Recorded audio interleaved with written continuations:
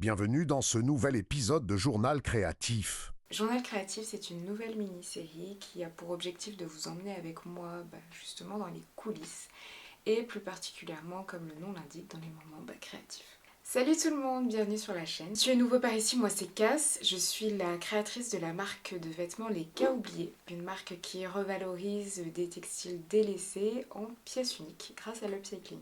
Aujourd'hui, pour ce premier épisode, j'ai décidé de créer avec vous le mood board de la prochaine collection. J'ai préféré prendre un peu plus de temps pour faire tous ces contenus avec vous, vraiment tout poser à plat et que ce soit clair dans ma tête et clair aussi pour vous. Alors, pour l'inspiration globale, il y a deux choses. Déjà, la symbolique et le motif de la fleur. Pourquoi ? On attaque direct, pas de préambule ou quoi, j'ai choisi ça parce que machin tout ça. C'est un thème qui a pris pas mal de place dans la conception des produits que je pouvais vous proposer pour la marque. C'est des motifs qu'on retrouve très régulièrement, voire quasiment tout le temps sur toutes les matières vintage qu'on peut retrouver. Ça retranscrit tellement bien la couleur, il y a tellement de manières de l'aborder que je voulais mettre en avant ce motif iconique en quelque sorte. Mais sans oublier l'upcycling. Ça fait quelques temps que en fait je me cloisonne dans une création assez facile entre guillemets où j'ai mon tissu qui est à plat. Les quelques découpes que je vais avoir à faire, c'est les ourlets qui ont été faits auparavant. Et en fait, il y a moins cet exercice de création euh, que je retrouvais avec l'upcycling au tout début. Et justement, j'avais vraiment envie de revenir à ça. Peut-être pas sur l'entièreté de la collection, mais d'avoir quand même un bout qui me permette de faire le lien vraiment avec l'upcycling pur. Et il y a peut-être un ou deux modèles pour lesquels je me suis vraiment éclatée en fait quand je les ai créés. C'était deux modèles de surchemise kaki qui étaient sortis à deux drops d'intervalle. En fait, à partir d'un stock dormant et d'un coupon de tissu qui suivait le motif d'un herbier. Donc on avait véritablement en fait des cases avec une espèce de fleur plus le nom de l'espèce et je trouvais ça super intéressant de pouvoir réutiliser ces petits détails et de remettre en valeur en fait, de repartir véritablement de l'herbier que le tissu donnait comme inspiration. Et donc parmi ces deux modèles, le premier était plutôt simple, il y avait juste une incrustation très simple il me semble dans le dos. Et le deuxième, je me suis un petit peu plus lâchée, j'ai trouvé ça trop cool de le faire. Et en fait, au fur et à mesure, les inspirations elles venaient d'elles-mêmes. Et en repensant à ces deux modèles que j'ai réalisés, ça m'a donné envie de revenir à ce processus créatif. C'est cette voie-là que je choisis avec l'upcycling. Il y a une certaine forme de composition artistique en fait qui nous est, comment dire, qui nous est imposée par la matière et je trouve ça super intéressant de voir par rapport à notre imaginaire, par rapport à notre imagination, comment on est capable de pouvoir créer autre chose à partir de choses qui ont déjà vécu, d'avoir quelque chose de complètement différent ou en fait qui va suivre la lignée de l'inspiration à la base. Et le deuxième objectif en remettant en fait le upcycling au cœur de la création, c'est de m'inspirer directement des matières que je trouve, qui peuvent être complètement décorrélée du motif ou de la couleur qu'elle représente. Et il y a quelques temps, je me suis rendue chez Origine, donc comme je vous l'avais dit en début janvier, Origine c'est une friperie. Ils font aussi de la collecte de vêtements, ils ont les deux, ils ont des bornes. Il y a une solution qu'ils mettent à la disposition des professionnels, c'est un côté friperie un peu plus écrémé qui va se diriger vers des pièces un peu plus vintage, beaucoup plus travaillées. Et justement, cette section, elle est aussi ouverte aux créateurs upcycling. Et quand je chinais pour le défilé en octobre dernier, je suis tombée sur un chariot rempli de vêtements kaki. Sur le moment, j'ai regardé ça vite fait. J'y ai pas trop passé de temps parce que justement, j'avais pas trop le temps non plus de m'y attarder. Et en fait, j'arrêtais pas de repenser à ce fameux chariot. Donc j'y suis retournée. J'avais bon espoir que ce chariot était encore là. Donc j'ai demandé à mon pote si justement il avait été pris ou pas. Quand je suis arrivée dans la section pro, il y avait... En fait, je voyais pas le chariot. Il y avait tout un tas de vêtements bleus qui étaient dessus et j'avais peur que ces vêtements étaient partis parce qu'il y avait des cargos. Je crois que c'est ça. Et en fait, ils étaient tout enfouis. Et voilà, bon tu l'auras deviné, je suis tombée en fait sur un chariot rempli de vêtements de l'armée et je pouvais pas laisser passer ça parce que les vêtements de l'armée c'est des choses qui sont très résistantes. Pour moi c'est clairement du coton. Il y a des vêtements en fait qui datent de 1980, il y a le nom encore des officiers qui l'ont porté, c'est des choses qui ont été fabriquées en France. Je pouvais pas laisser passer ça, ils sont plutôt en bon état. Il y en a certains, il me semble, je crois, qui ont des petits trous, donc en fait j'en ai pris quelques-uns.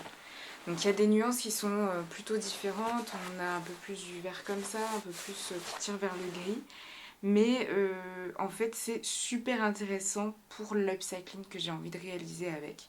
Et savoir comment j'ai envie de l'intégrer dans la prochaine collection. Et là vraiment, je vous ai parlé de la fleur, là je suis en train de vous parler de vêtements de l'armée. Et je me dis que c'est deux mondes qui s'opposent, clairement. Et ça me fait penser à une photographie. Femme contre armée, Vietnam.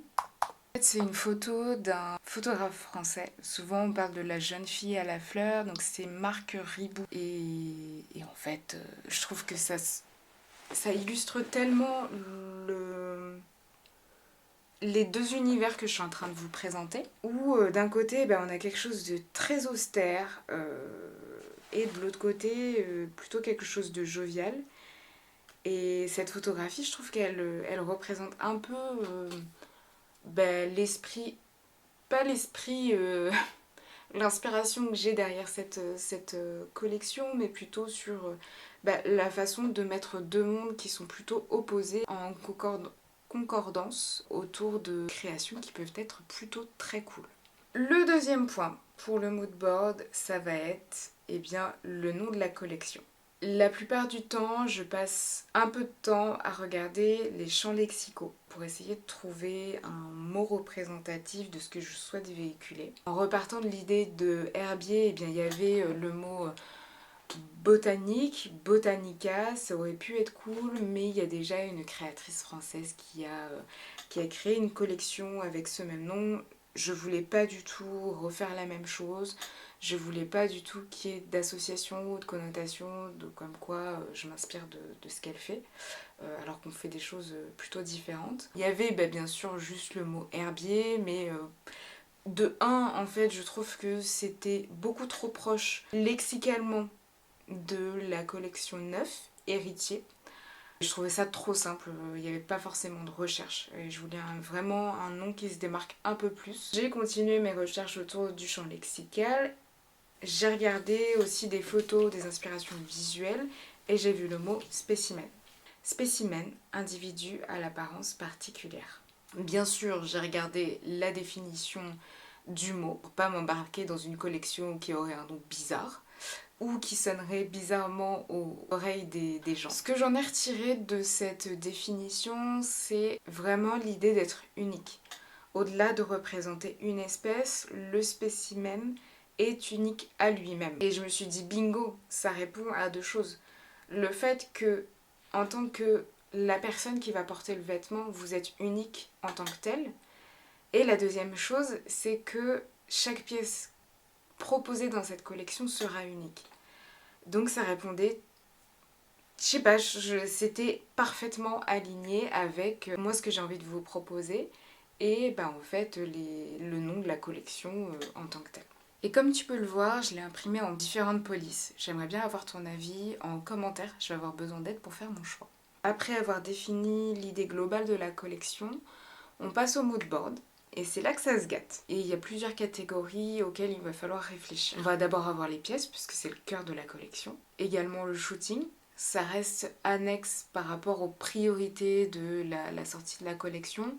Mais je pense que c'est quand même nécessaire de pouvoir bien réfléchir à comment on souhaite développer l'univers autour des habits, que ce soit quelque chose qui puisse mettre en valeur justement les vêtements et les pièces qui seront créées, pour retranscrire au mieux en fait l'atmosphère de la collection. La première étape pour le mood board, je pense que ça va être plutôt les couleurs dominantes. Comme je vous le disais, une des pièces qui m'a le plus inspiré cette collection, c'est deux chemises Paula qui étaient disponibles en 2022. Et les couleurs de ces créations, eh bien, on était entre le kaki, le rose pâle, il y avait un petit peu de blanc et il y avait des mini touches de couleurs supplémentaires qui venaient en fait représenter les fleurs.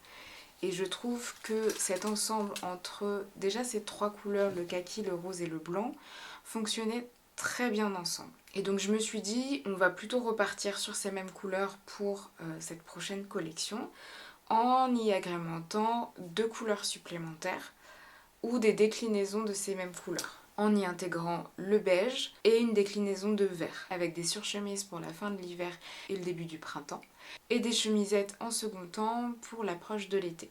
Comme d'habitude, on part sur des matières 100% coton.